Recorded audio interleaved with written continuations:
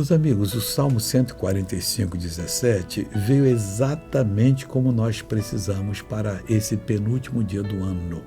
Justo é o Senhor em todos os seus caminhos. Então, se Deus nos conduziu até hoje aqui, não devemos ter mágoa alguma das coisas desagradáveis que nos aconteceram. Eram provações e nós prestamos atenção nelas e elas se cumpriram.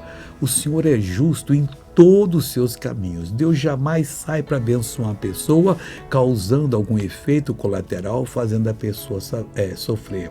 E diz aqui o Salmo que ele é santo, e santo em todas as suas obras. Não tem uma obra que Deus fez em você que não seja de santidade, de perfeição.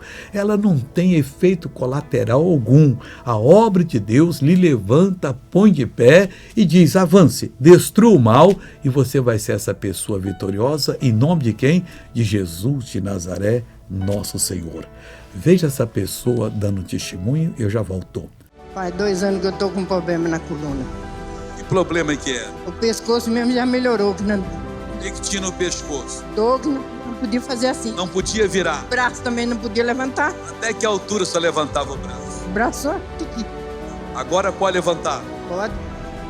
Essa bengala era da senhora? Como é que a senhora andava com ela? Assim. Só andava assim. Só não levantava nem dentro de casa. Agora está levantando. Coloca aqui, segura. Anda em nome de Jesus agora. Olha aí, pessoal. Jesus é bonito, né, pessoal? Agora eu voltei para orar com você, Pai. Eu clamo todas as bênçãos que o Senhor prometeu para essa pessoa. Repreendo todo o mal da vida dela e mando o mal, tire a mão dessa pessoa.